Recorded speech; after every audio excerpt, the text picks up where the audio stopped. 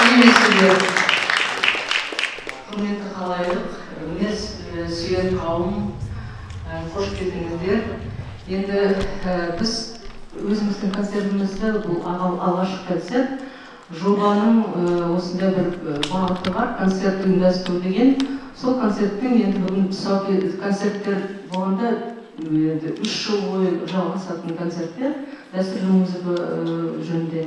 Сол концерттер енді 3 жыл бойы басталады, 3 жыл бойы жалғасады. Соның енді тұсаукесері бүгін болып жатыр. Сонымен біздерді құттықтаймын. Енді уақытымыз кішкене тығыз аз болып қалды, реклама жағы афишировать етуге. Сондықтан енді адамдар кішкене аз болып жатыр, бірақ нас мало, но мы теляшки дегендей, енді ең осы жанашар адамдар біздің өнерге деген осындай біздің майталман күші әнші жыршыларға жаңағы қошемет көрсететін, кәдімгідей қолдайтын адамдар осы жерге келіп отыр. Сондықтан сіздерге көп рахмет. Уақыттарыңызды бөліп, осы жаңағы концертке қаржылардың бір бөліктеріңізді жұмсап, осы залға келіп отырғандарыңызға үлкен алғыс. Енді рұқсат беріңіздер бастауға. Енді біздің концертіміз лекция концерт деп аталады, бірақ та ойлап қалмаңыздар, мына кісі тұрып қазір бізге лекция оқып кетті. Жоқ, қазір музыканттар өздері, орындаушылар нені орындайды, жаңағы кімнің шығармашылығын тамашалайды, көрсетеді дегенде өздері бәрін айтады. Мен мына жерде тек қана отырыңыздар. Отыра беріңіздер. Мен бір 5 минут уақыттарыңызды алсам болады ма деп, бір-екі өзі ойымды айтайын деп. Енді лекция концерттер дегенде, мына бірінші біздің осы енді 70-80 жыл жалғасып жатқан концерттік форманы біз кішкене басқаша құруымыз керек сияқты маған. Себебі осы концерттік форма бізге енген Еуропаның мәдениетінен, иә? Бұл жерде енді бұрын қазақ музыкасын қалай тыңдады, қалай тамашалады. Мысалы, киіз үйде, кез келген мысалы, күйші, әнші келгенде, әрине оны төрге отырғызып, бәрі оған қошемет құрмет көрсетеді. Бірақ та бұл музыка деген енді музыка арқылы адамдар бір-бірімен тілдесіп, сырласып, бір-бірімен рухани байланыста осылай тамашалап осы музыканы, музыка арқылы бір рухани дүниесін жаңағы енді ашып, сонымен бір рахаттанып, өзінің бос уақытын солай өткізген деп танимыз, білеміз. Сондықтан енді сондай форманы біз жаңғартуымыз керек. Осы концерттерді біз осылай өзгеше ұйымдастырсақ деп, қазір өздеріңіз тыңдайсыздар, мына Эльза Қарабалина деген біздің әнші, батыс әншісі, Тілеулес Құрманғалиев біздің жетісу әншісі, және Саян Ақмолда Қаратау өңірінен келген сояқта қалыптасқан күші. Осылар өзінің жаңағы өнер туралы, жаңағы орындайтын нәрсесінің бәрін соның төңірегінде бүкіл жаңағы контекстін тамашалап сіздерге айтып береді. Енді мен көп уақыт алмай микрофонды Амангелдіге берейін, жүргізуші, өзі арқа дәстүрінің орындаушысы. Рахмет, ассаламалейкум, ардақты шын асыл өнерді бағалай білетін құрметті ағайын. Бүгінгі кешімізге қош келдіңіздер. Енді рұқсат болса мен отырайын, сіздердің рұқсаттарыңызбен. Мына бірден біз айтып өтейік, бұл концерт жаңағы бір қатып қалған бір заңдылықта хабарлап шығу деген ондай форматта өтпейді. Бұл еркін тақырып. Сіздер келіп, мына жерде микрофон бар, көкөйлеріңізде жүрген өнер туралы, ән туралы, бір әннің төңірегінде аңыз сұрақтарыңыз болса, соны мына орындаушыларға қойсаңыздар болады. Енді жарнамада бізде әу баста айтып кеттік, жарнамада 5 аймақтың әншілері өнер көрсету керек еді. Өкінішке орай бүгін Берік Жүсіп пен Еркін Шүкман ауырып қалды. Сол себепті бүгін біз не де болса осы үш біздің қазақтың ұлттық қазақ музыкасында өзіндік қазіргі кезеңде қалыптасқан әншілер мен күйшілерді алдарыңызға шығарып отырық. Кеш әрине бүгін үлкен бір жақсы өтеді деген сенімдеміз. Себебі бұл басқа кештерден ерекше кеш. Бұл орындаушы мен көрерменнің арасына бір-бірін байланыстырушы, жақындатушы болып саналатын кештің бірі. Сондықтан қош келдіңіздер деймін. Енді біз кешімізді алғаш ортамызға мынау жаңа қазақтың жалпы ұлттық музыка өнері қобыз, күй өнері деп, ән өнері деп бөлініп жатыр, бөлінеді. Сол алғаш алдарыңызға мен Саян Ақмолданы шақырсам, қазақтың қасиетті киелі қара қобызына. Осы қобыздан бастасақ деген ұсыныс білдіріп отыр. Саян Ақмолда өздеріңізге таныс, кешегі мынау Құрманғазы атындағы Қазақ ұлттық консерваториясының түлегі, тамаша орындаушы. Қазір енді кешегі Қорқыт бабаларымыздан жалғасып келетқан дәстүр бүгін өз орнын табуда, осындай өнерпаздарымызбен жалғасуда. Ендеше рұқсат болса мен микрофонымды Саян мырзаға берсем. Қош келдіңіз, Саян аға.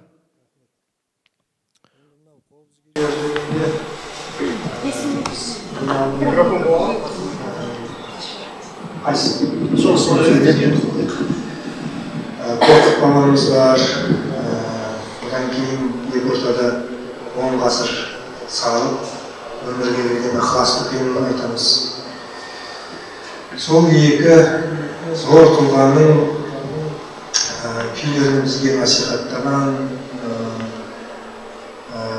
қос саналарымыз Дәулет Мықтыбай, Дәулет Жаппас Қаламбек.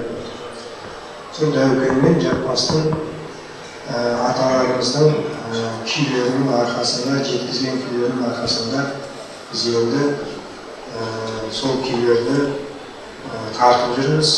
Халық абыройымызша мен қазір сол Жаппас атамыздың жеткізген өзі бір соңғы уақыттары көп орындалмай қалды. Осы ой ықыластың қаншайым деген бізге тартып берген.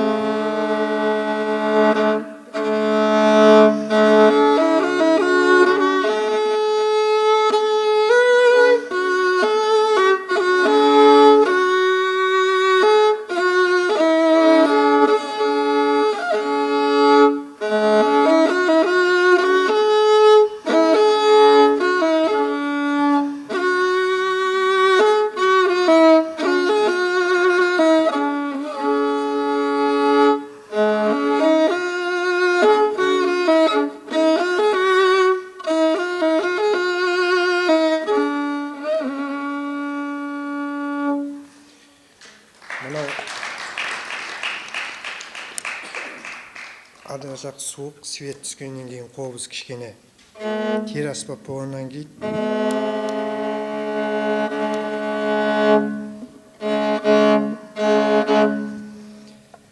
Жалпы қобыз аспабы киелі, қасиетті аспап, өздеріңіз байқап отырсыздар. Мына аураның өзі де әсер етеді қобызға. Оны міне көздеріңіздің алдыңызда баяғыда аңыз әңгімелерде айтатын еді ғой, қобыздың күйі келмей жатыр деп. Дәл сол сияқты болып жатыр. Бүгінгі кеште арнайы біз айнам көзді алдырдық. Сонау батыстан шай құйып берсін бізге деп. Қошеметтеріңіз.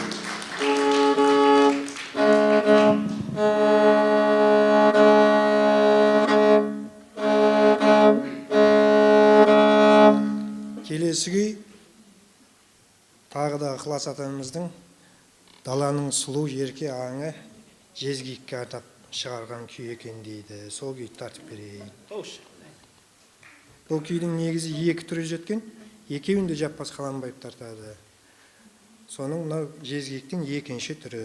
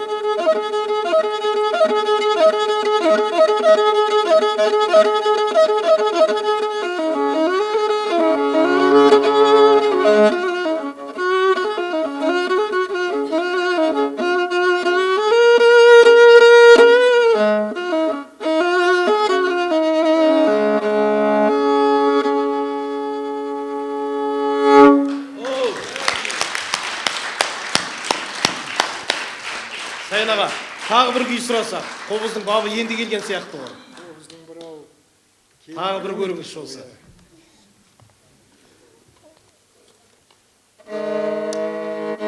Жігіттер өстіп қинайды ғой енді.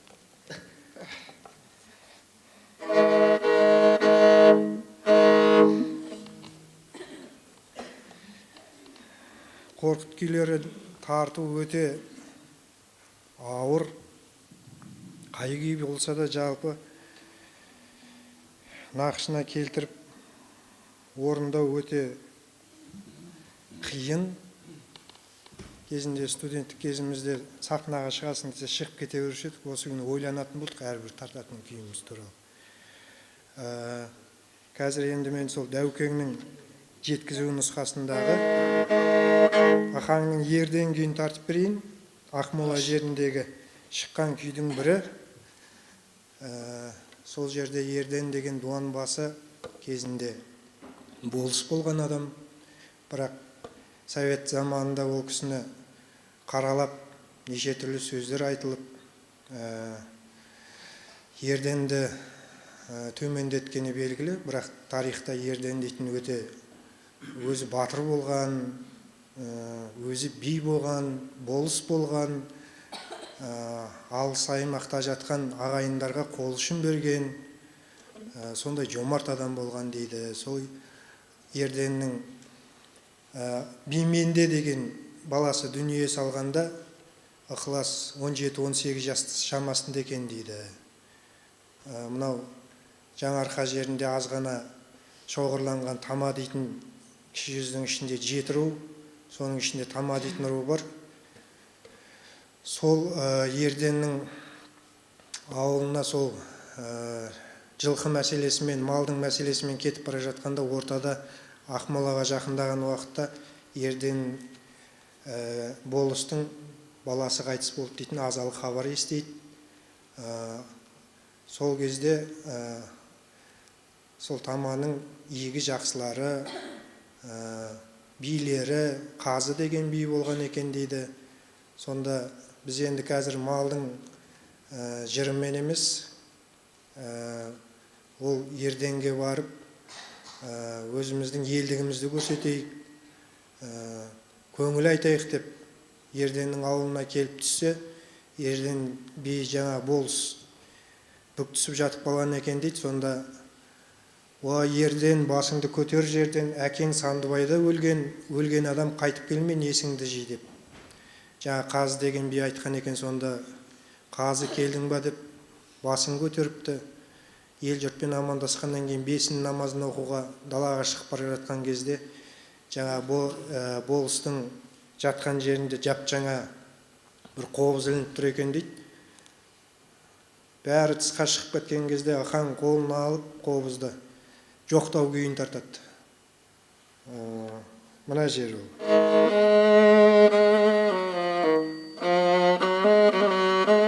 Осы жерде жаңағы жалғызым құлыным деген сөзді естуге болады. Содан Ерден даладан қайтадан қобыздың дауысын естіп, мынау Ақмола өңірінде жын қашырған талай бақсыны шақырып едім, осы мұңымды бөлісетін әуен болса деп. Мынандайды ешкім тартпап еді, сен ба тартып отырған деп. Иә, қай елдің баласысың, қайдан келдің, аты жөнің кім? Содан күйді тартады. Тартқанда 3 рет тоқтатпаған екен дейді Ерден. Көзінің, мынау сақалының бәрін жас жуып кеткен. Содан ел жұрт аяғы басылған уақытта Ақаңды алып қалып, 17-18 жасар бала ғой енді. Жаңағы баласының жетісі өткенше үйінде қонақ қылып ұстап, астындағы өзінің ең сұмдық деген бәйгіні бермейтін атын мінгізіп, шапан жауып, алдына бір үйір жылқы салып, шығарып салған екен дейді. Сондай үлкен жомарт адам болған дейді Ерден. Сондай тарихы бар күй. Сол Ерденнің атымен қалды тарихта. Сол күйді тартып берейін. Қобыз кішкене ауытқып тұр бүгін.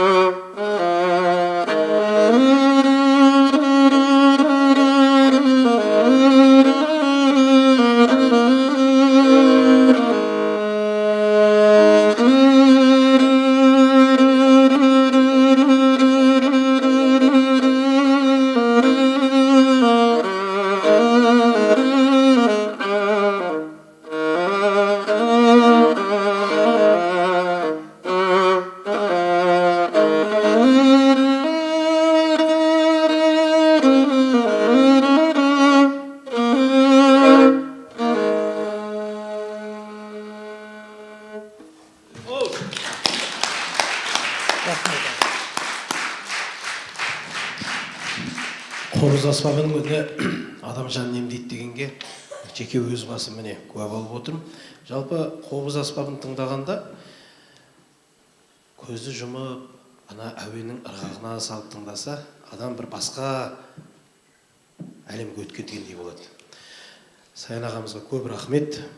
Мен ойлаймын, осы жерде отырған рухани бір үлкен жақсы бір азық алды деп қобыздың үнінен. Көп рахмет. Енді біз мына ән өнеріне қарай ойысайық.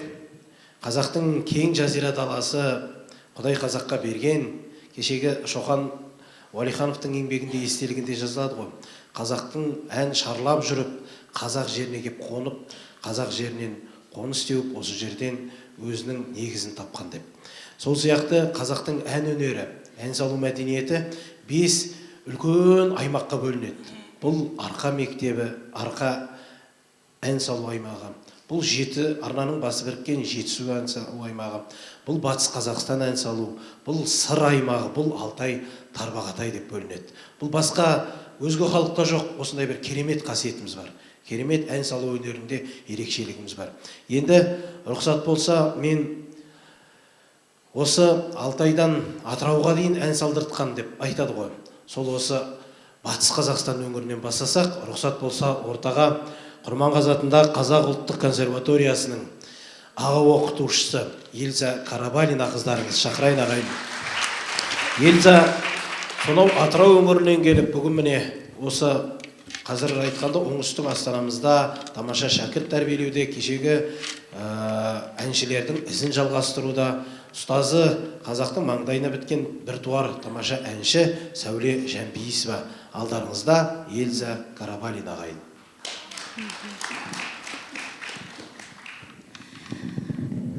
Енді жалпы батыс өңірінің ән жыры өте көп, керемет. Сондай біз Құрманғалиев Ғарифолла арқылы жеткен әндерді орындап жүрміз қазіргі таңда.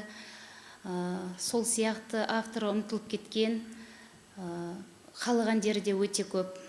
Қазір қазақтың қазынасына айналған жақсы бір халық әнін орындап берейін. Халық әні Айжанай, қабыл алыңыздар.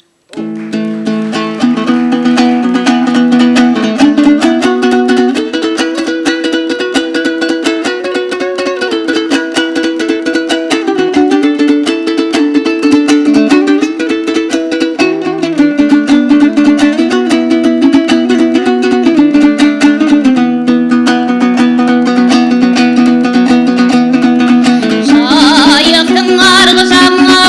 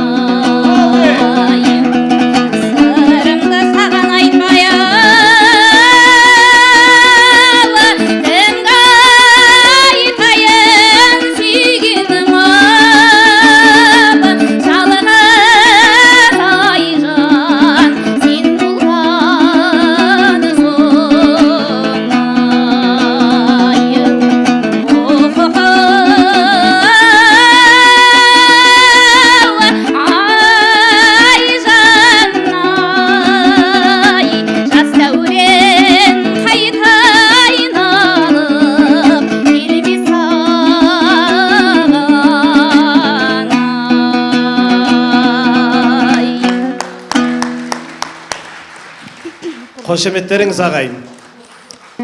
Қошемет. Міне, бүгін алдарыңызда Эльза Карабалина өнерін көрсетуде алғашқы тамаша әні. Бұл енді әншінің тамағы кеуіп қалады.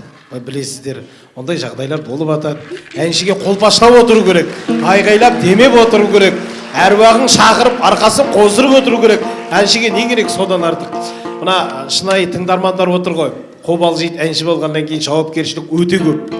Сондықтан алдарыңызда тамаша ән шырқап жатқан біздің тамаша қазіргі осы кейінгі кезде қазақтың ән өнерін, оның ішінде батыс аймағының ән мектебін насихаттаушы Эльза қыздарыңыз ардақты ағайын. Енді Эльзаға тамаша келесі әннің кезегін берейік.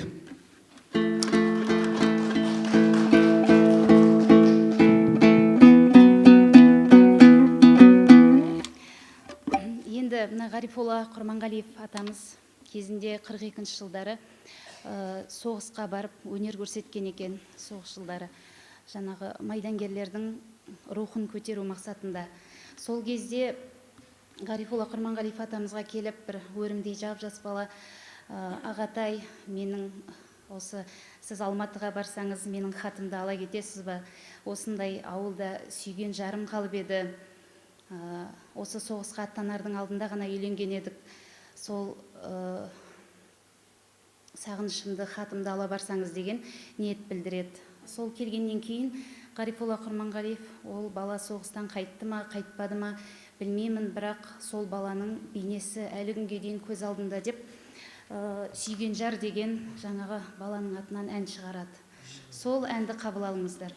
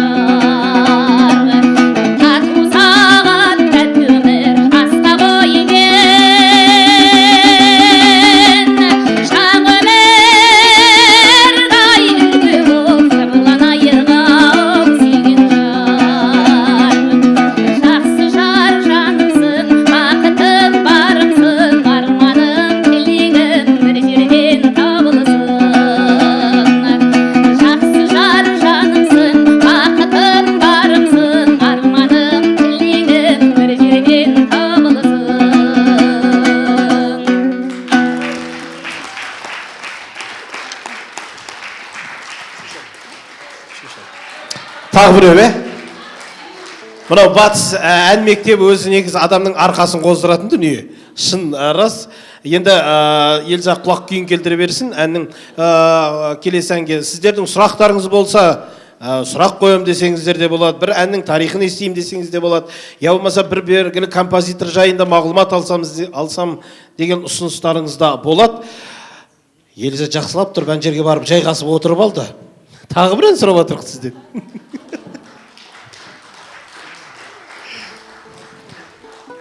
Қошемет, алдарыңызда Эльза Карабалина.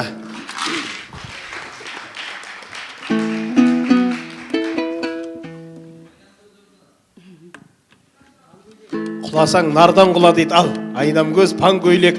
Енді бұның барлығы Мұхиттың әндері ғой. Мұхиттың тамаша бір әнін орындап берсеңіз, қалағаныңыз бойынша.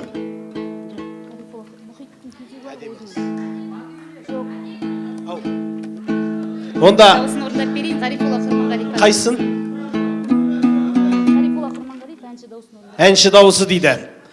Қазір әнші дауысын орындайды, содан кейін әдемі қызды орындайды, содан кейін зәурешпен бітіреді.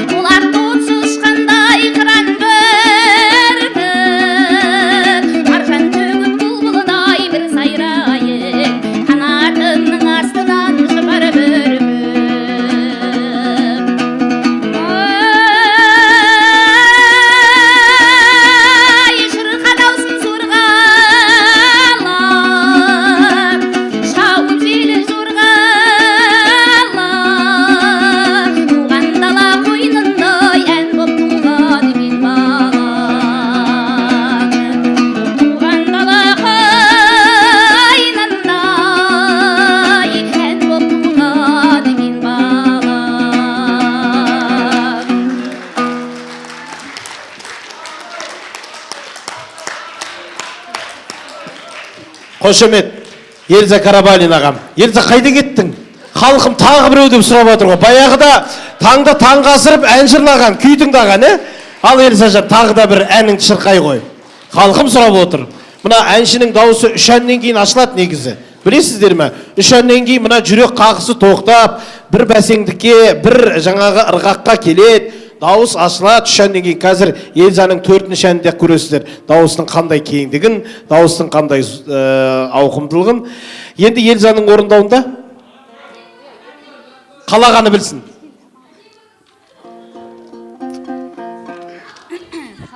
Халық термесі ме? Балалар сұрап отыр, халық термесін айтып берейін. Ал, халық термесі дейді. Көрермен емес, мен сұрап отқан сияқтымын, негізі. Қошемет, шап!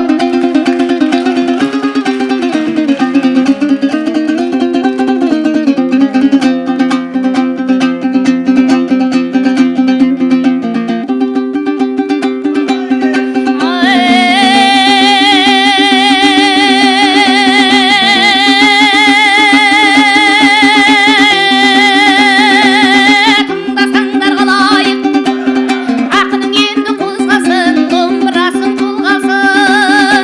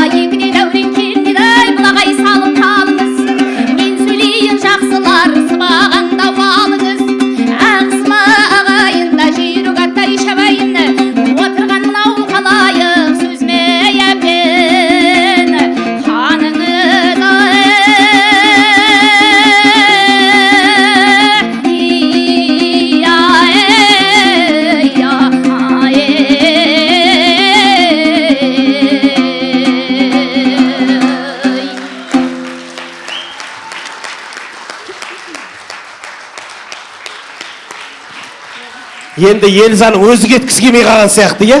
Тағы бір әңгіме айтқысы келіп. Рахмет. Елзаға өздеріңіз байқадыңыздар, 3 әннен кейін адамның жаңа әншінің дауысы ашылатынын. Енді бүгінгі кеш мен ойлаймын ерекше болып жатқан сыңайлы. Ол ең бірінші сіздердің көңілдеріңізден шығып жатқан. Екінші, бұл кеште ең таңдаулы, ең сондай ұлттық музыканы тыңдағысы келетін, шынайы өнерден рахат алатын тыңдаушы ғана отыр. Енді кезегімізді әрі қарай бұл жеті арнаның басы біріккен қасиетті киелі Жетісу айналайын. Осы Жетісу өңірінің қазіргі кездегі ең шынайы өнерді арқалап жүрген Тілеулес Құрманғалиев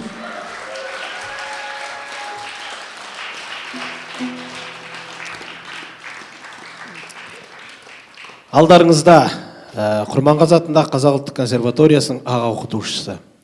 Бүгінгі күндері 10 жыл қызмет атқарады консерваторияда. 10 жылдың ішінде осы Жетісу ән жыр мектебінің тамаша орындаушыларын дайындап шығарды. Өзі де сахнада жүрген тамаша орындаушы. Енді рұқсат болса, Тілеулес ағаға микрофонды ұсынсам. Қош келдіңіз аға. Рахмет. Армысыздар біріншіден мына өнерсүйер қауым. Енді мынау лекция концерт болғандықтан мен бір-екі ауыз тарихымен болса да ән айтып берейін.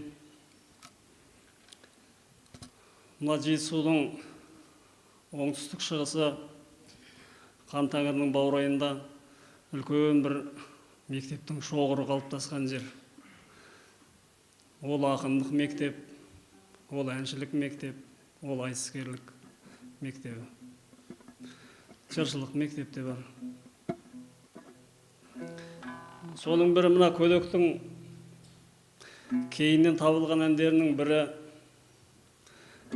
Алдариға деген әнді айтып берейін.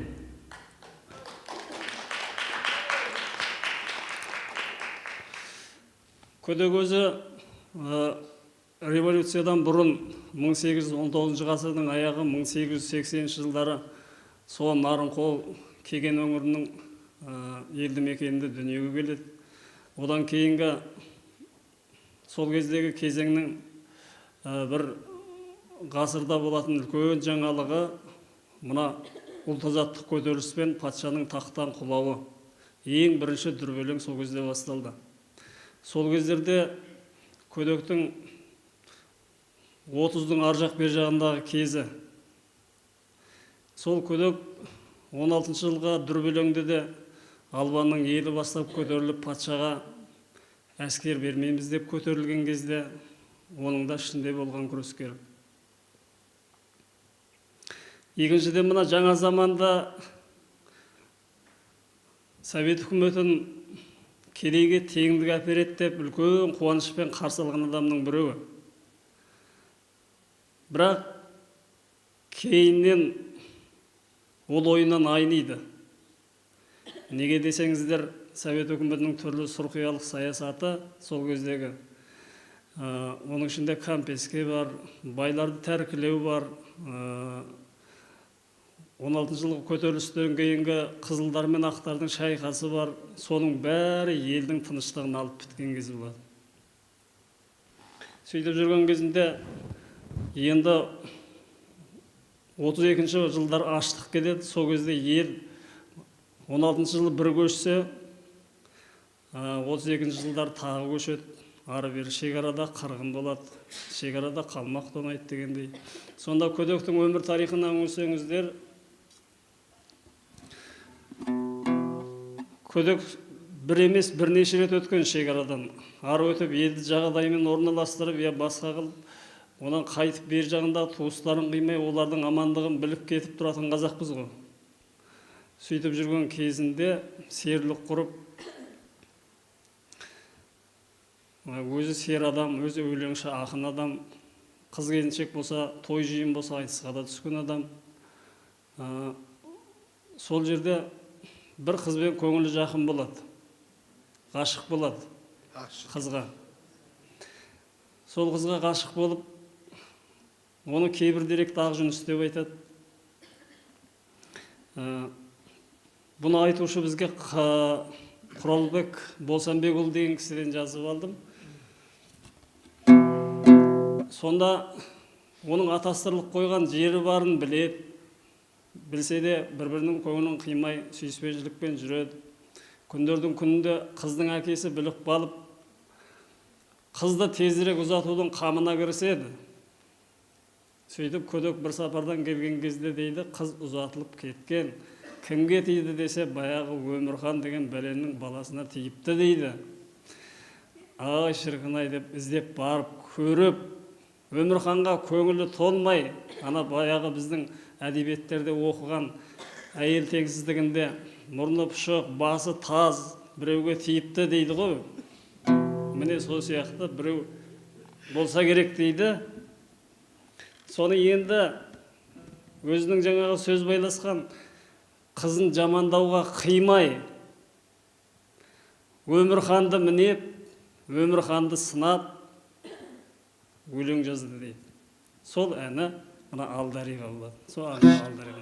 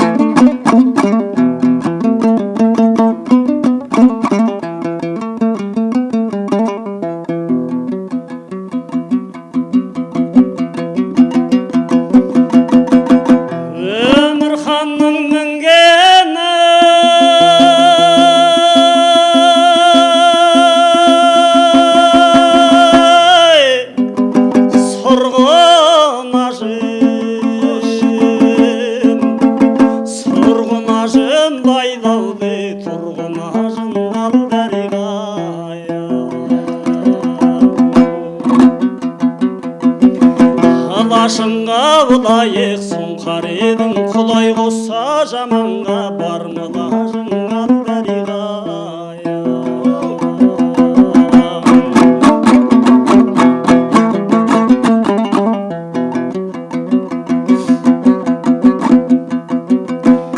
Қырғи салса бөдені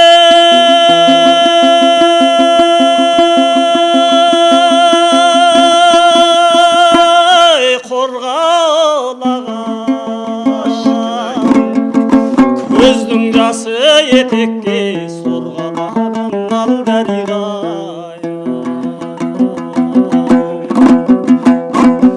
Құлая өңімбеді, түсінбеді, кеудемде қара қоң жорғалаған Алдариға.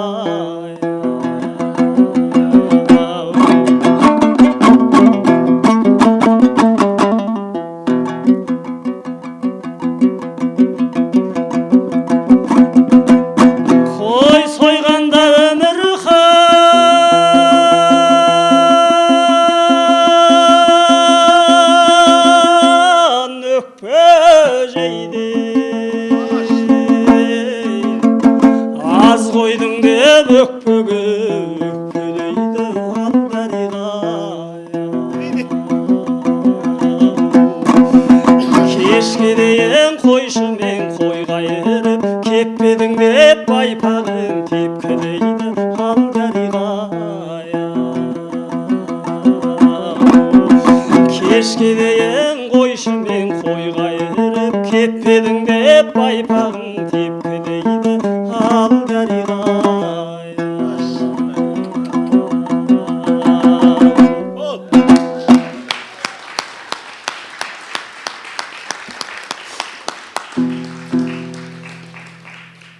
Рахмет. Енді бұны негізі көдектің осы өлеңі жаңағы Құралбектің айтуы бойынша Құралбек ағамыздың 6-7 куплет болған. Менің білуімше дейді, мен бала күнімнен естіп жүргенде солай еді, шалдардан, әкелерімнен естіп жүргенде. Соның ойымда қалғаным осы 3-ақ жолы қапты деп айтып беріп еді. көде көзі ақпа төкпе ақын, таңды таң құрып жырлайтын өзі небір дастандарды артына қалдырған адам енді осы үш куплетпен тоқтап қалды дегенге мен өз басым сенбеймін. Ар жағында да үлкен жалғасы оқиға жатқан сияқты болып көрінеді де тұрады. Енді мына келесі ән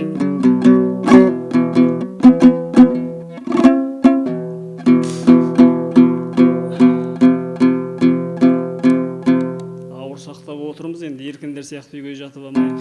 Кел.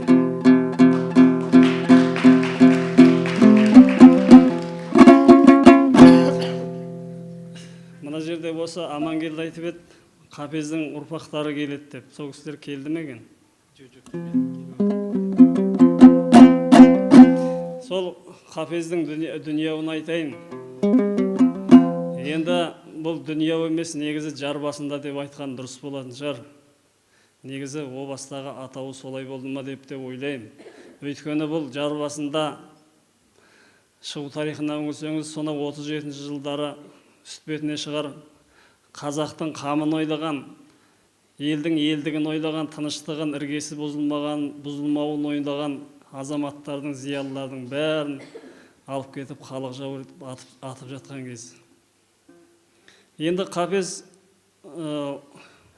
өзі Стамбулда да оқыған, әрине ең басында бұл ауыл молдасында оқиды, кейін Стамбулда оқиды. Өз күшімен мына кегеннің Арал деген Тоғызбұлақтың жерінде Арал деген елді мекенде ең алғашқы мектебін өз қолымен салып, сол жерде бала оқытқан адам. Одан кейіннен Кеген ауданының көптеген елді мекендерінде де сол ісін жалғастырып мектеп ашады. Осы жақтағы халық ағарту комиссиясының мүшесі болады. Сөйтіп жүрген кезінде бұл репрессия сол елге жылжып келген кезінде Қапездер өзі зиялысы, оқығаны, Қапезді жақсы тыңдайтыны, сөзі жарасатын, әңгімесі бір-біріне қанық адамдар бірге жүреді ғой, өзі дос сияқты. Сонда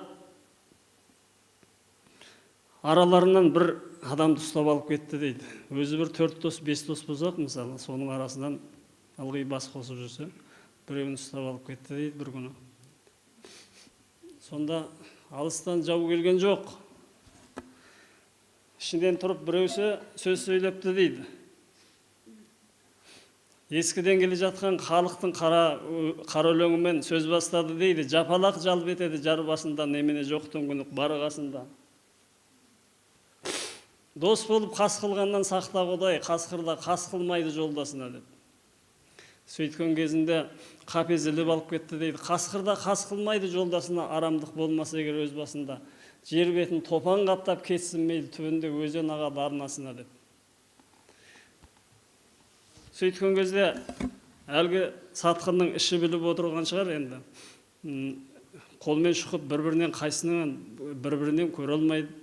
Сөйтіп айтқаннан кейін көп ұзамай Қапездің де өзін 37-ші жылы желтоқсан айларында ұстап алып кетеді. Сол кеткеннен хабар ошарсыз. Бірақ Украинаның Ухта қаласында атылды деген ақпар келеді. Кейіннен 57-ші жылдары ақталады. Сол Қапездің дүниеуін айтып берейін.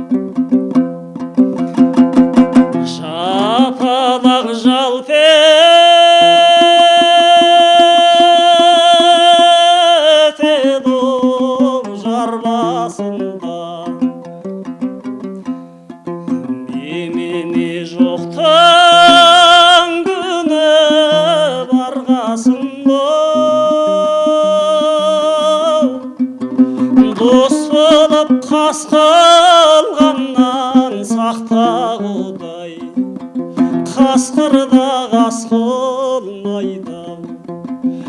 дүние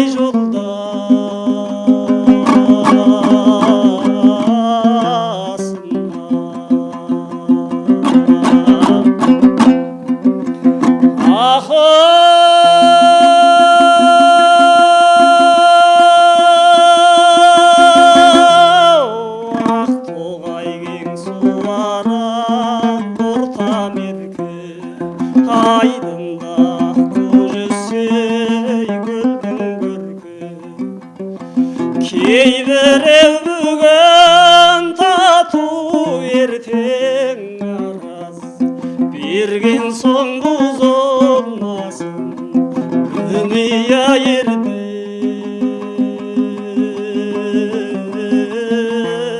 серде.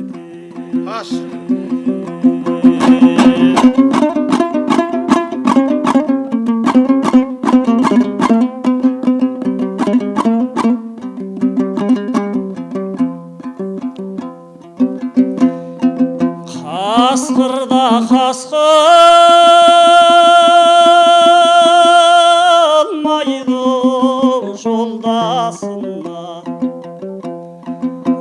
арамдық болмас егер өз басында.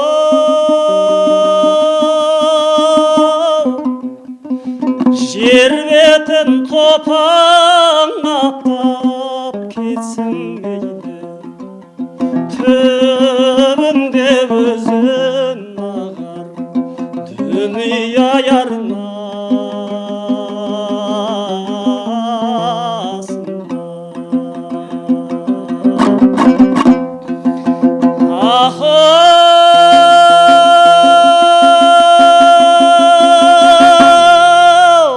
Ақтоғай кең суара тоқтам еткен айдында көжесей көлдің көркі.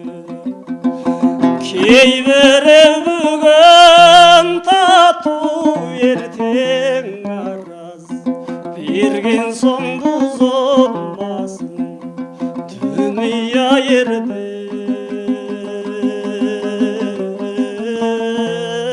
серде.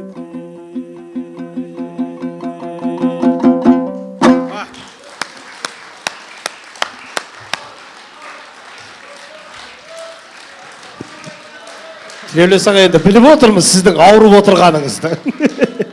Енді мына халықтың сауабы бойынша тағы да бір ән шырқап берсеңіз. Енді Тілеулес аға көріп отырсыздар, түсіністікпен қарап, жаңа Тілеулес ағамның өзі айтып кетті ғой, ауырып отырсақ та бүгінгі кештің сәнін келтірейік деп. Рахмет.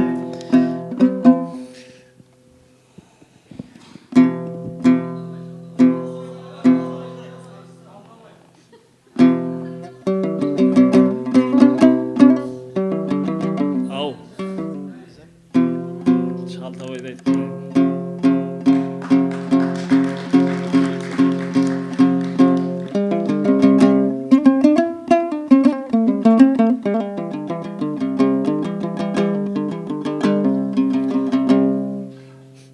Мына өзі сөйлеп отырып, ән айтқан деген өте қиын.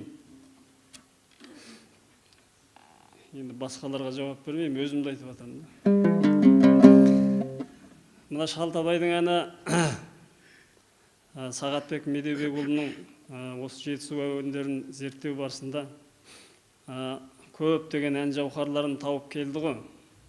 Соның біреуі мынау әлі де көне көршілеріміздің ескінің әнін ұмытпағандығын көрсетіп, мына Жылсай өңірінде, Алматы облысы Кеген ауданының Жылсай өңірінде Тілектес ағадан жазып алады барып. Тілектес ағамыз қазір бар, 80-ге кеп қалды, 80-нің ішінде мекен. Сол кісінің айтуында жазып алып бұны жарыққа шығардық. Ең бірінші Рамазан ағамыз орындады, одан кейін мен орындадым. Бірақ Рамазан ағамыз даусыма келмеді дедім, орындауды қойды. Енді бұл Шалтабайдың өз шығу тарихы бар. Мына Жетісуды билеп отырған 19 ғасырдың орта шенінде мына болыстық жүйе қазақтың хандығын жойып орнына келген кезде 19 ғасырда. Сол кезеңдерде мына Аға Сұлтан сайлады. Қазақты ол кезде бөліп алда билей бер деген саясатпен қазақтың елін жерін солай болыстықтарға бөліп, оны Аға Сұлтандықтарға бөліп, сондай басқару жүйесін жасады орыстар. Өйткені біздің халықтың сол кезде алдындағы хандық кезеңдерінде белгілі таққа талас, билікке талас деген нәрсені соны жақсы білді да қазақтың осы жүйесін алып келді. Енді сонда Жетісуға Аға Сұлтан болған адам мына Тезек Төрі. Жетісуда мына кезіндегі Абылайдың тұқымы Әділ Төренің баласы Тезек Төрі. Тезек Төрі бүткіл албандардың Аға Сұлтаны болып сайланып, сол албан елін билейді. Ордасы алтын емелде болды. Сонда бір күні ас берді дейді Тезек Төрі әкесіне. Сол кезде 300-дің игі жақсыларын жинап, 100-ден ат жинады дейді. Мен өзі ұзақ айтып кетіп атқан жоқпын ба? Оны да айтып қойыңыздар, мылжыңдамай әніңді айт десеңіз айта бер. Со 300 ат келді дейді. Со 300 ат келіп, оның ішінде бәйге болып, о кезде бәйге 9-9-ті келеген, әркім шама-шарқына қарай. Енді Тезек Төренің беделі сол 9-9-бен ба, 9 жамба, 9 алтын жамба, 9 күміс жамба, 9 түйе бастатқан жамба, 9 жылқы бастатқан жамба, аяғы ұсақ малға дейін. Сөйтіп, содан жаңағы елдің аты бірінші келді дейді. Албанның елінің аты бірінші келді дейді. Сөйтіп, бәрі мынау кімнің аты келген бәйгеден дейді. Өзі биіктеу төбеде отырған Тезек Төрі. Маңайындағы жаңағы жандай шаптардың бар. Мына өзіміздің аты келді деп жатса дейді. Кім ол деп? Албанның аты келді десе.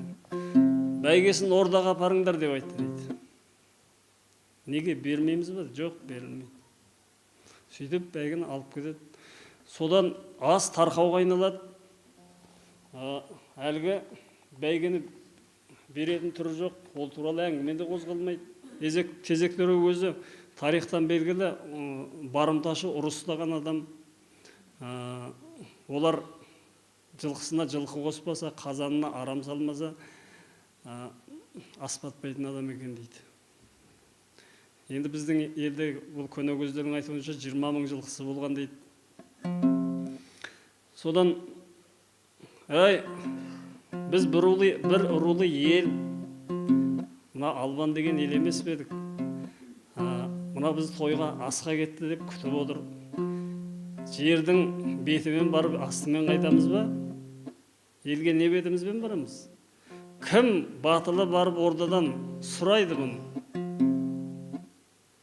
Қайсың барсың деген кезде Тазабек сол кезде 40-тың ішіндегі мекен, 30-дың ішіндегі ме жігіт шақ екен дейді. Мен барам депті.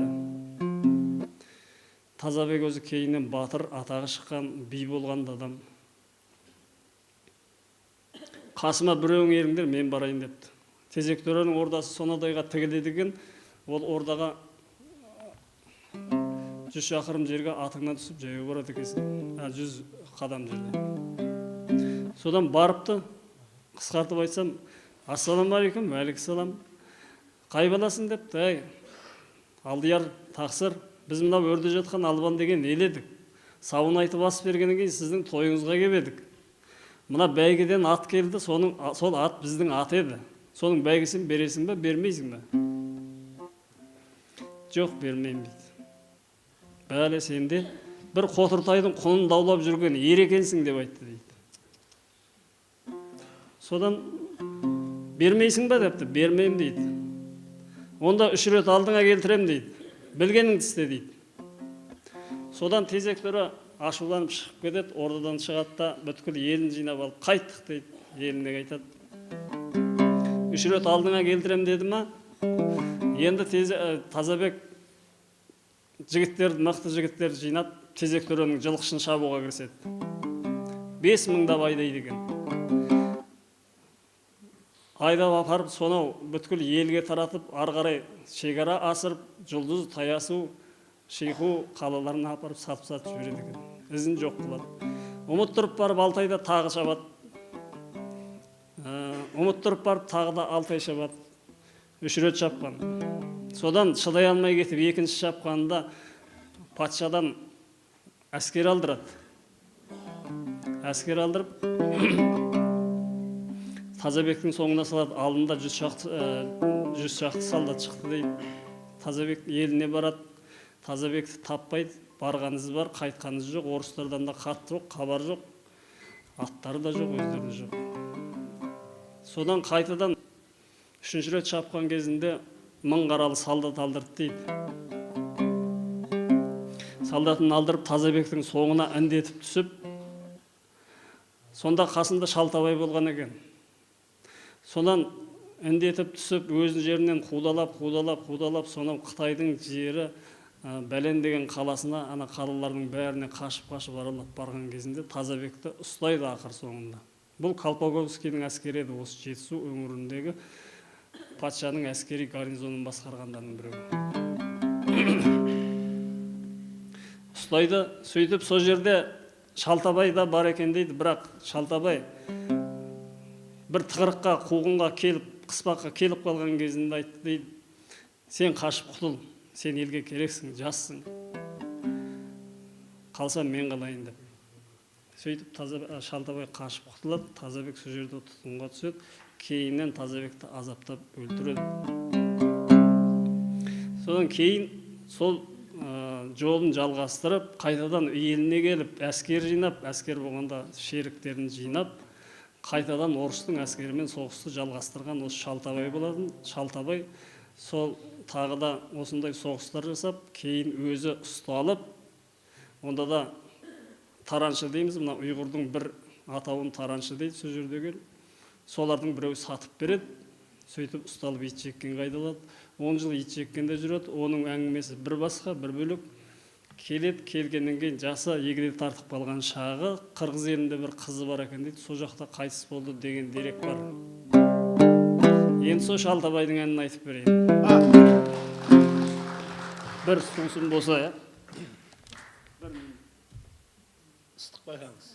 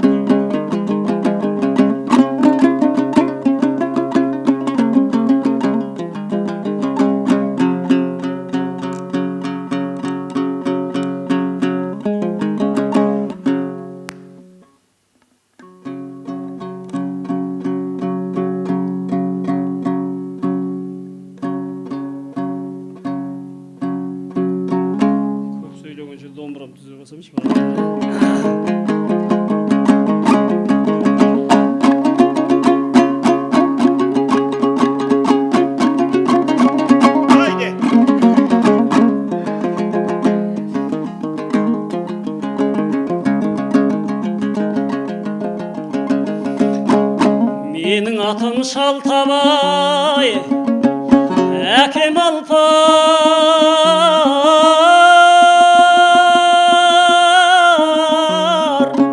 өтіп кетті ау Тазабек қайран сұңқар. Сарғымызбен аузымды шайқаушы едім, бір қасық қара суға болды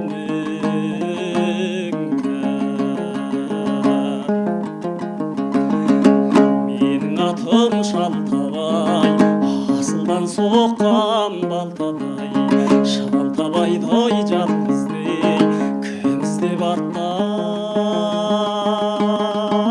қайтадай.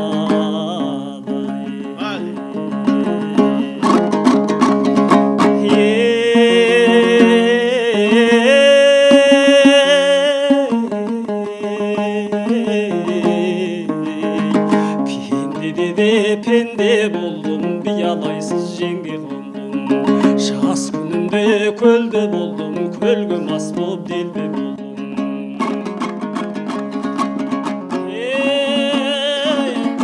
Ақ сүйек шұбар балақ сұңқар едім,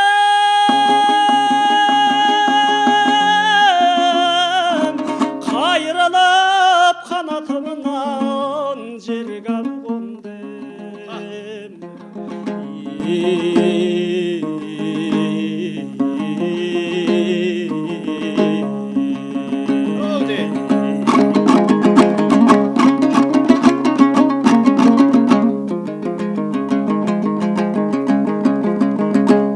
Қаша алмады кербесті майын шайнап,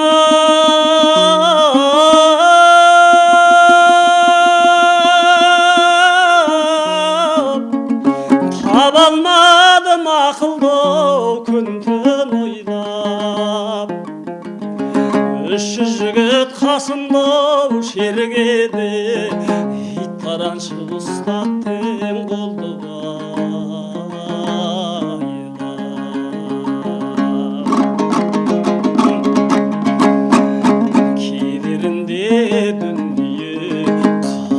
жасыл маржанай, кедерінде дүние жетиыннан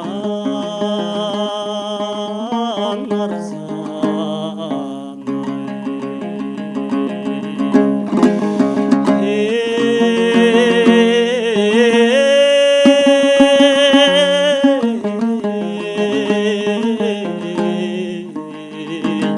Жоқта болдым, барда болдым, кеңде болдым, тарда болдым. Артта қалған ел жұртымды бір көруге зарда болдым.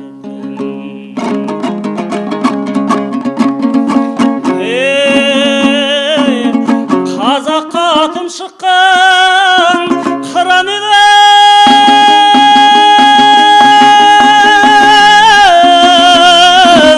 қайралап қанатымнан жарыға қондым.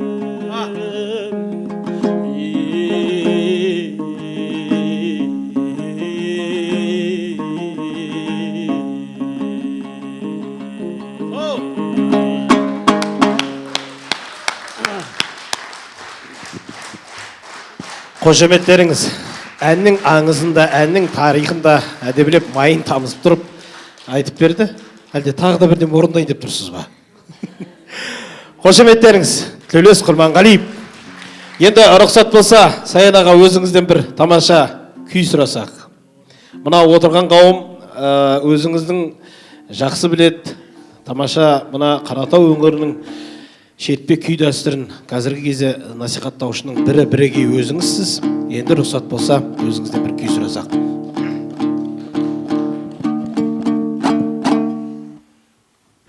Әбдей күйлерін алғаш мынау фольклорлық ғылыми зерттеу лабораториясынан, консерваториядағы таба бастадық. Кейін экспедиция жасай барып, Қарағанды облысының Шет ауданында кезінде осы театрда қызмет істеген атақты домбырашы, актер Әбікен Хасенов дейтін аталарымыз болған. Сол кісі Шет ауданында өмір сүрген, Шет ауданында атақты Итаяқ деген күйші болған. Сол Итаяқтың шәкірттері Қыздарбек, Сембек, Әбди, Мақаш, Ақмолда деген күйшілер болған. Сол күйшілерден Әбікен Хасенов жаңа айтқан атамыз үйренген қолынан. Бірақ сол өз ажалымен өлген Итаяқпен жаңа Қыздарбек қана, қалғанның бәрі 31-ші жылдары атылып кеткен. Сол Әбдидің бір қоспасарын тартып берем қазір сіздерге.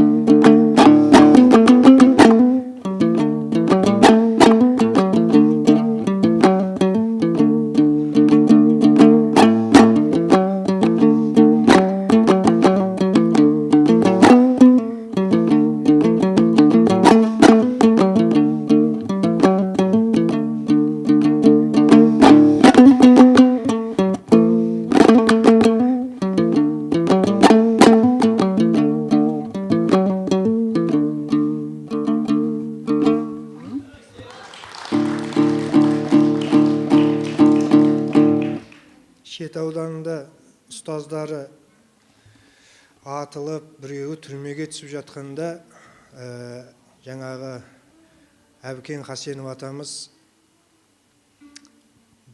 өзінің 4 баласы бар екен, балаларын алып Семейге қашады. Бұл әңгіме 100 жасаған апамыз Хабиба Елебекова апамыздың «Ән аманат» кітабында жазылған. Әбікен Хасенов туралы естелігінде. Семейден Сәкен Сейфуллиннің Алматыда екенін естіп, тез Алматыға жетейін деп, содан жалғыз қолында бір қызы қалған екен. Осы Семейден келе жатқанда, сапарында сол соңғы қызы да жан тапсырады жолда. Ашаршылық оның үстіне. Өзінде де әл жоқ. Сонымен арып ашып Алматыға келіп, Сәкен Сейфуллинді іздеп келеді. Дарбазасын қақса, ішінен жаңағы жеңгеміз шығып тұр екен дейді, есікті ашып. Әбікен деген кісі келіп тұр, Сәкеннің үйі осы ма деп. Содан екеуі жылап, құшақтасып, сонымен пәленбай күн дегенде жаңағы әбден өзіне келтіріп, Әбікен атамызды қолына домбырасын беріп, сол жылдары сен әзір мына Әбди Сембек туралы атама, мына жағдайдың мынандай болып жатқанын, ушығып жатқанын білесің. Сондықтан сен мынау Әуезов театрына мен сені жұмысқа орналастырайын, сол жерде актерлік қызмет атқарасың дейді. Кейін сол осы жерде қызмет атқарып, қоса жұмысын Қазақ концертте жалғастырған екен, солист, домбырашы болып. Ол кісінің 57 жылғы жазып қалдырған таспалары бар.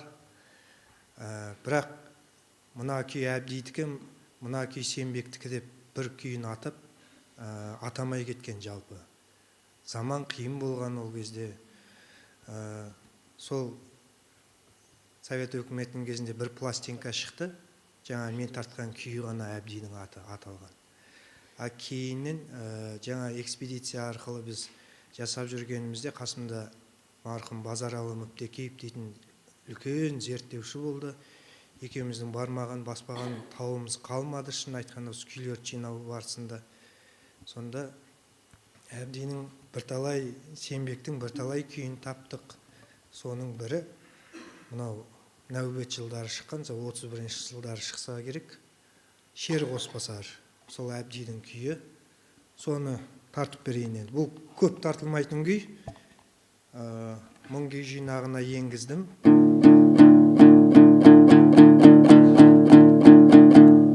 Домбырашылар болса, үш жерде күйшілер болса, осы күйді сахнаға шығарсын деген ниетпен тартайын деп отырмын.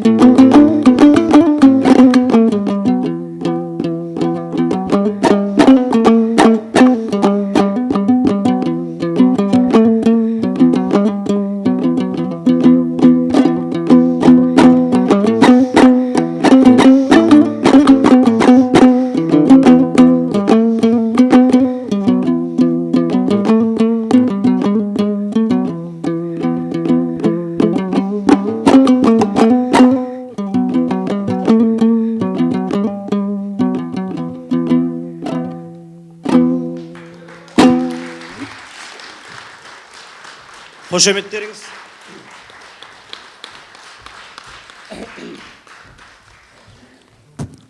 Енді ардақты ағай, мына соңғы түйенің жүрегі ауыр дей ма қазақ. Бағанадан бері ән жерде сайрап отырық.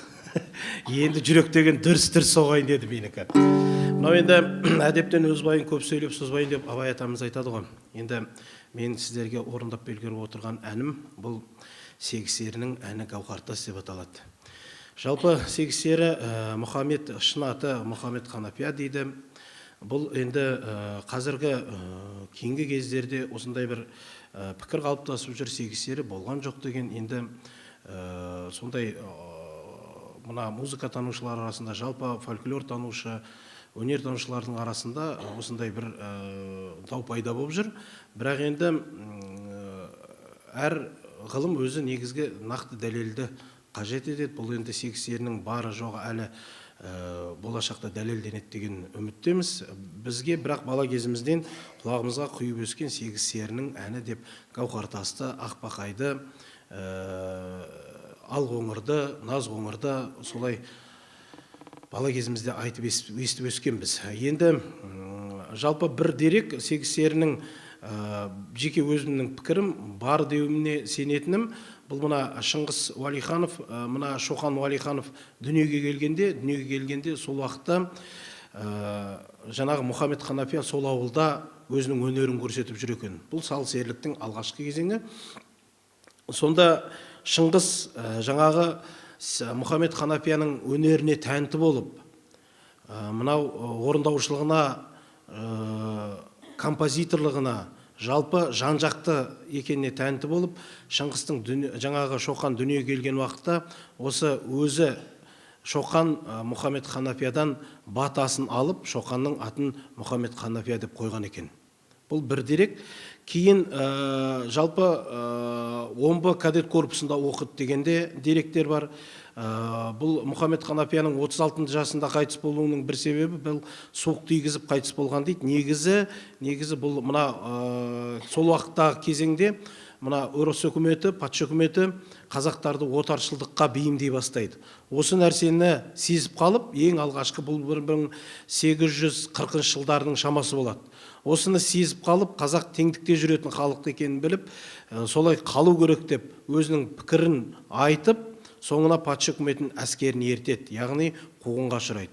Бұл сол кезеңде алғашқы халық жауының бірі болып аталады. Бұның Мұхаммед Ханафия ең әуелі Сырға қоныс деп еді, Нияз Сері деген досымен, кейін қайтып келіп мына Орал, Атырау өңірінде Исатай Махамбеттермен көтеріліске шығады. Кейін әр қарай Кавказға өтеді, одан әр қарай Ауғанстан өтеді. Деректерде, аңыз әңгімелерде 4 жыл араға салып қайтадан елге келеді дейді.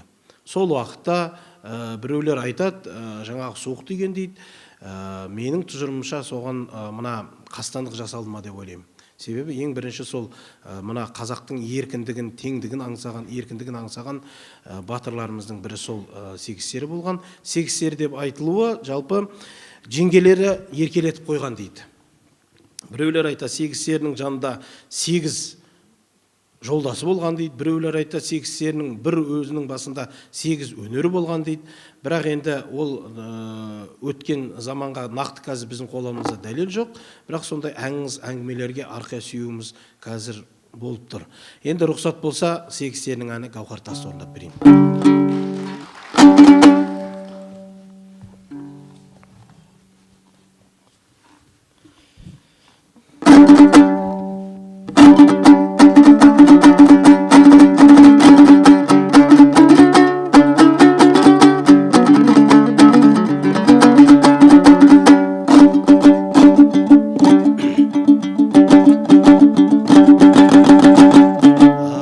Жарың ашық екен, атқаны таңдай, нұрлы екен екі жүзің, жаққаны шамдай.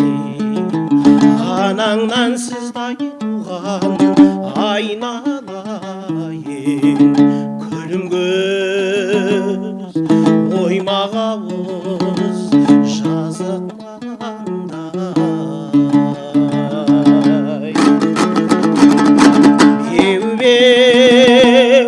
Gau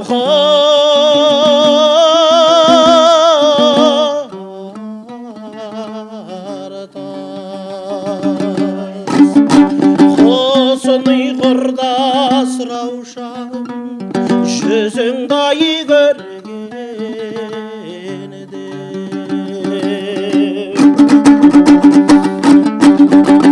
сәулем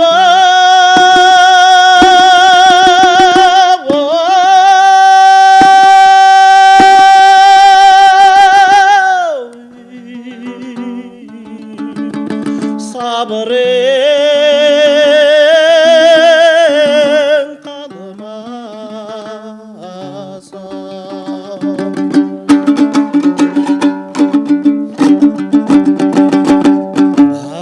басасың аяғыңды ырған сылдырлап шашпа болыңмен алтын сырған жай жүріп шаттанасың әсерленіп әсемсен жүйрік аттай ойын құрған беу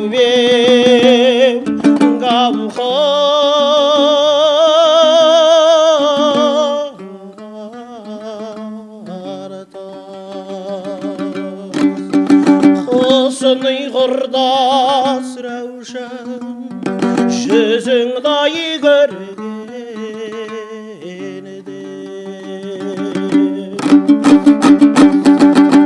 сәулем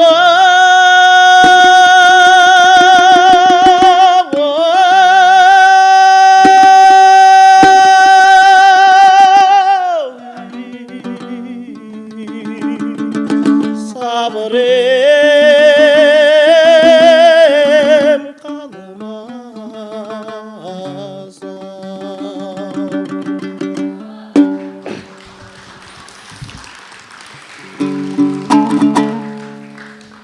Енді қазір Ақан атамыздың 175 жылдығы тойланып жатыр ғой әр өңірлерде. Сол Ақан серінің әндері кең ауқымды лирикаға бай әндер. Сол рұқсат болса, Ақан серінің Майда қоңыр деген тамаша бір әні бар, сол орындап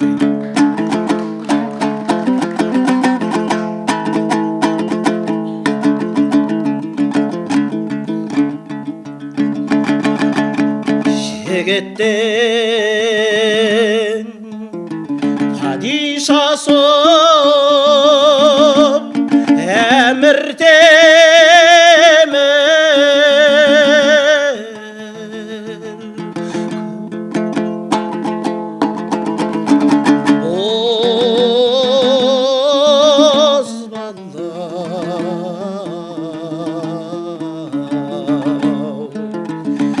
әнге салсаң аяй сәулем о-хо-хо қайғыңы кемдер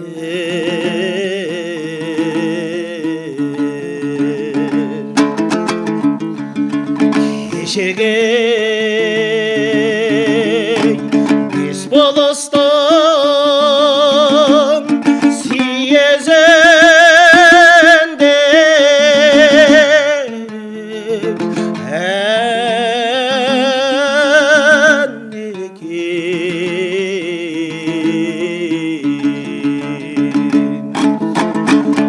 Ақан салған аяй сәулем о-хо-хо майда қоңыр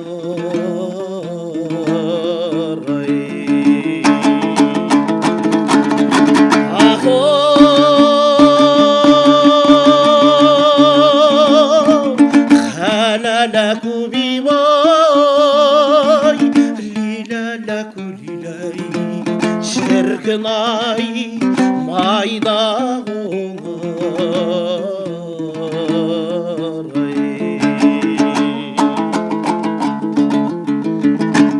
жүйрік ат сұлу әйел ер қанат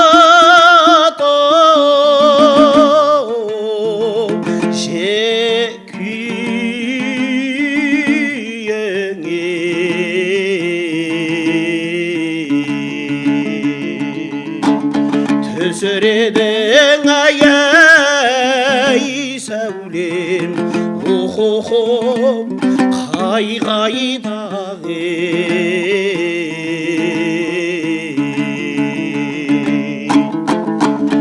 ащы шай сұлу әйел ер арқасы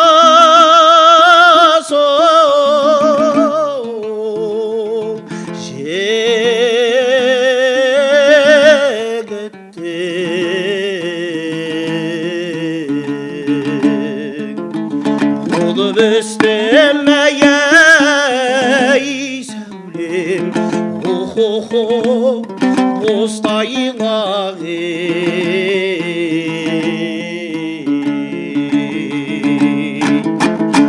ахо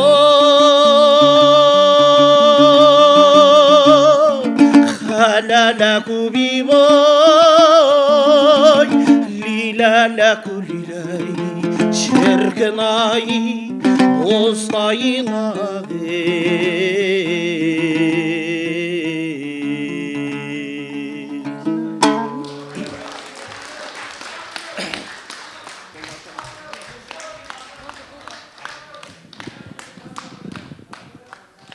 менің шамам келмейді енді есептелмегеннен шығып тұр. Енді бүгінгі концертімізді осымен тамамдасақ, рұқсат болса. Ешкімнің қайтқысы келіп отырған жоқ сияқты, байқаймын.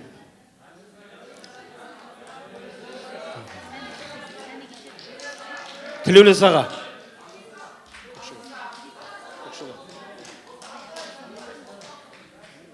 Ал енді Тілеулес аға көпшілікке қарсы шықпас деп ойлаймын.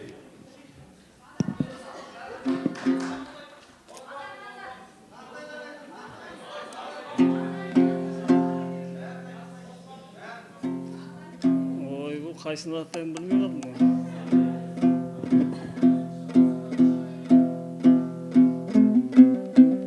Кененнен айтыңыз.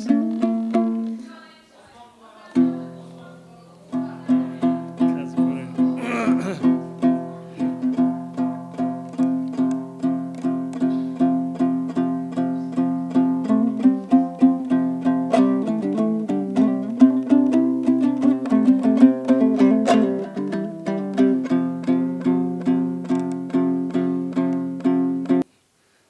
Насихат жұмысымен жүреді. Сол ерларылып жүрген кезде екі баласы шешектен қайтыс болады. Сонда ауылына келгеннен кейін жатып қалады. Ел болып, жұрт болып екі күннен кейін барып басу айтып. Кенеке, жетпесті қума, келмеске өкінбе деген, көтер басыңды, еліңді мұңайтпа деп кешқұрым тұрғызып алса керек. Сол кезде мал келетін уақытта қырға шығып, сөйтсе жаңағы қозысы бар, лағы бар ешкі, лақтарына табысып мәз болып жатса, жетім ешкі мен жетім лақ аңырап, біреуі енесін іздейді, біреуі лағын іздейді дейді. Сөйтіп аңырап жүрген жаңағының күйі, Кененнің күйіне дөп келіп, сонда Кенекең көңілі босап кетіп, екі күн жатқандағы ішіндегі толған қайғыны сыртқа бірақ ақтарған екен дейді.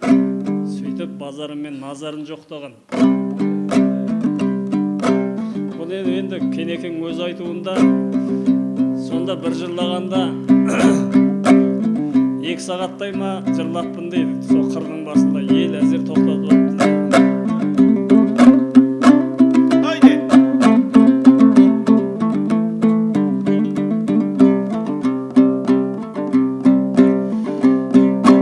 Зарданасың ағешқа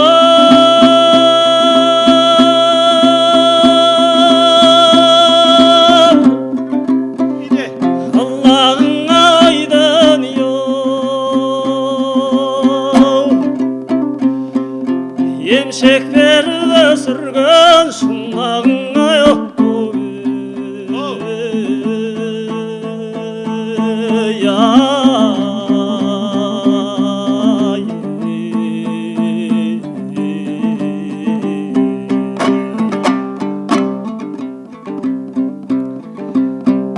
келекеміз қосылып зарланайық, жетер ме екен Тәңірдің құлағына байқайды ай салдың күйбай омырауыңнан үзіліп тастап екі түйме.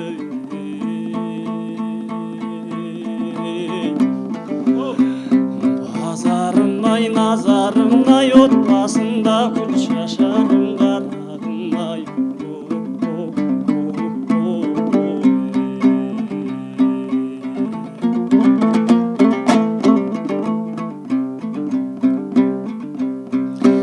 Ешкі қандай ендеш ол,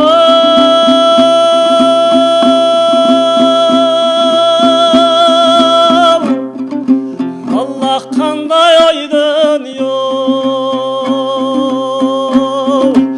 Аллах ойнап тезекті ұйқылатқандай, қырғыз бенен қазақтың кенен едім. Мен құлайға не жаздым, жыдатқандай айқайдың яй салдың. Күйбай омырауыңнан үзіліп тастап екі түйме.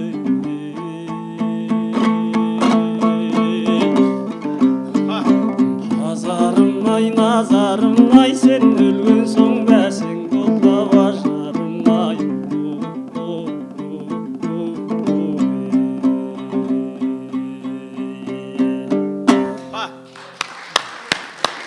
Осылай қысқа қайрайын, мына кісілердің уақытын алмай. Сөйткенде бір жылдан кейін Чолпан атаға барып қырғыз жерінде демалып жатса, Чолпан атада ма, Ыстықкөлде ма? Баяғыда қайтыс болған кезінде бара алмап едік. Мына кененнен ұят болды ау. Дәм тұзымыз жарасып бірге жүріп едік деп, Османқұл қырық жігітімен келіп көңілін айтады. Сол көңіл айтуды сұрап отырсыздар ма?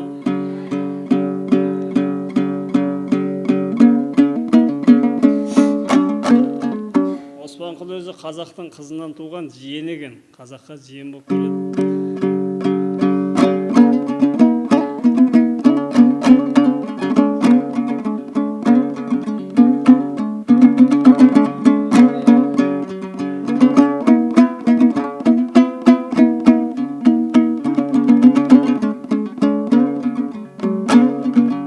Қысқа қайрайын да. Атеке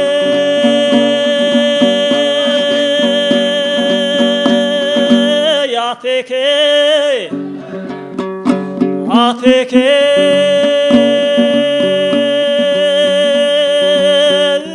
Yateke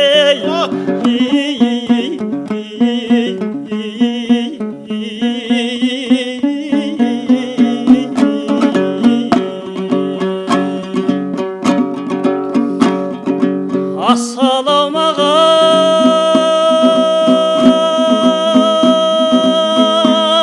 alaikum Амандысың оу кененің, көрішкөлі кебедің.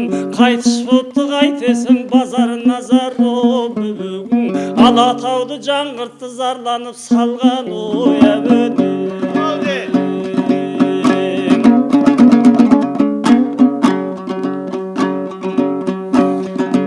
Алатаудың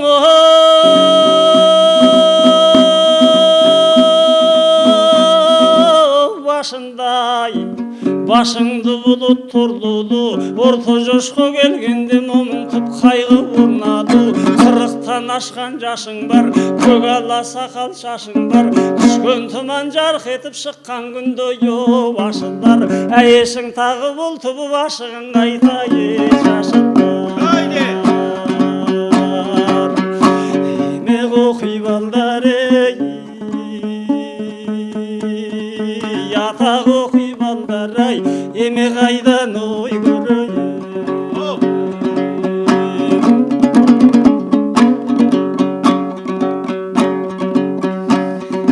Фрунзе бішкеге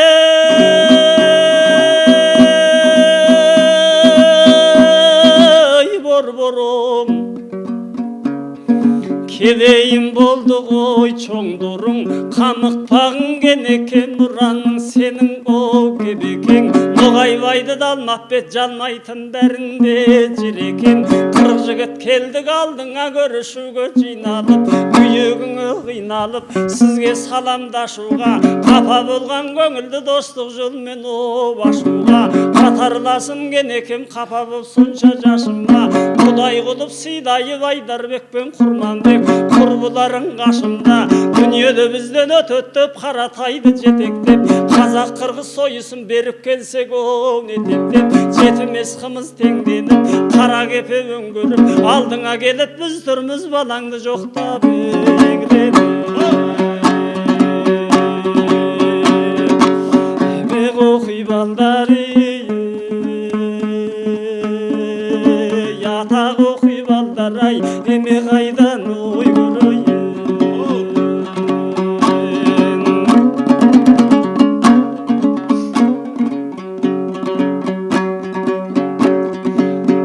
Дүниеге әркім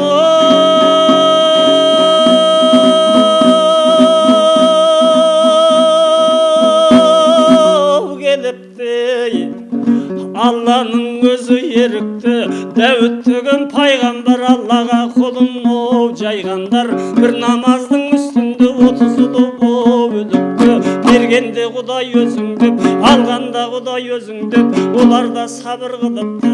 Сынамаққа Құдайым Жебірейілді жіберіп, 1 жыл сынап көріпті. Жас шықпапты қос көзден, танбаған соң бір сөзден, 30 ұлға татитын жалғыз ұлдай беріпті. Оның аты Сүлеймен 18 мың қаламды, патша болып билепті. Оттың да тілін біліпті, судың да тілін біліпті, шайтан менен періге тамашалап мініпті. Тамықпағын кенекем ошондо істерлі болыпты. Емек оқи балдар-ай, ятақ оқи балдар-ай, емек айдан ой көрейін.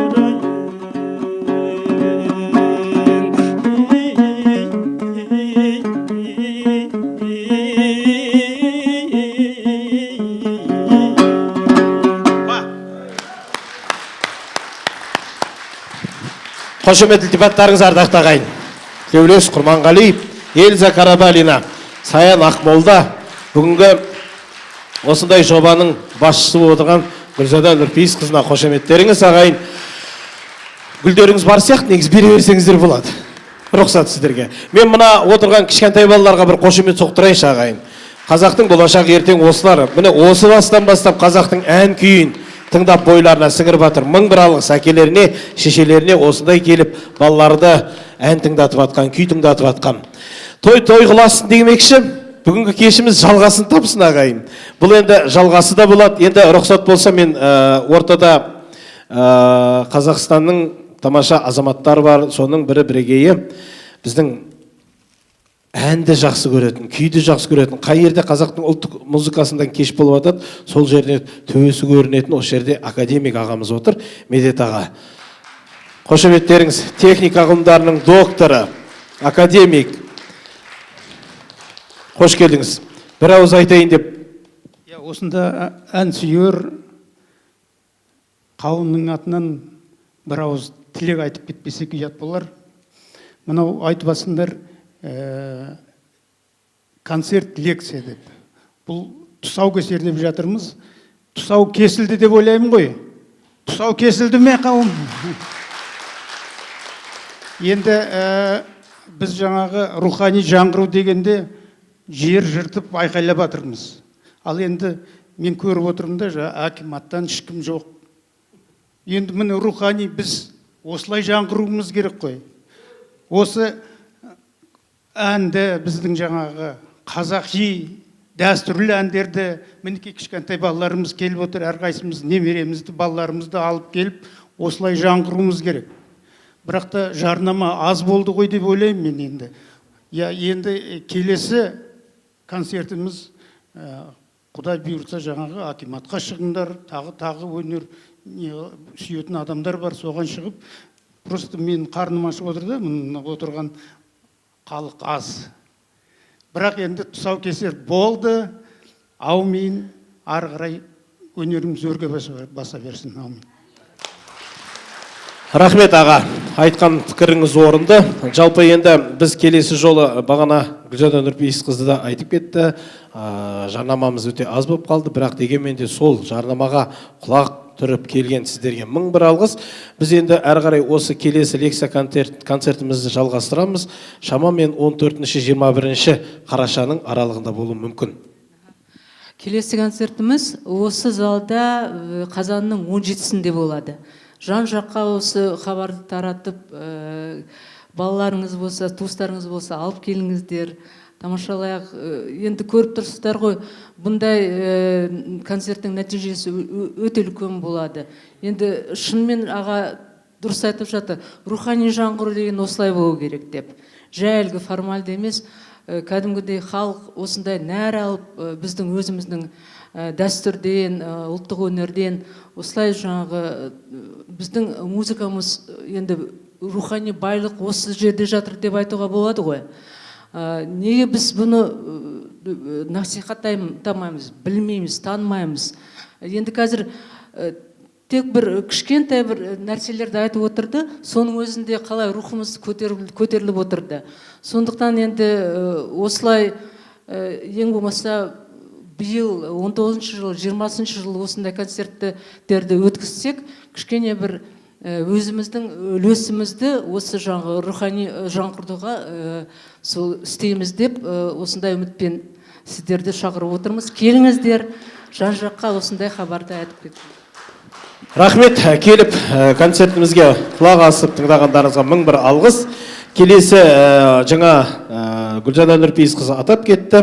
Келесі кезекте 17-ші қараша күні, қазан күні, біз қазанның 17-сі күні дәл осы залда біз шақырып отырық Қазақстанның еңбек сіңірген әртісі Рамазан Стамғазиевті, Нұржан Жампейісов, тағы сол сияқты бірнеше өнерпаздар. Мына залда отырған Құрманғазы атындағы Қазақ ұлттық консерваториясының студенттеріне мың бір алғыс. Бүгін келіп ұстаздарынан емтихан алды бұлар. Жақсылап тұрып, ән сұрап, мұны сұрап. Рахмет келгендеріңізге. Өнерпаздарға мың бір алғыс. Фотоға түссеңдер болады, түсеміз десеңіздер.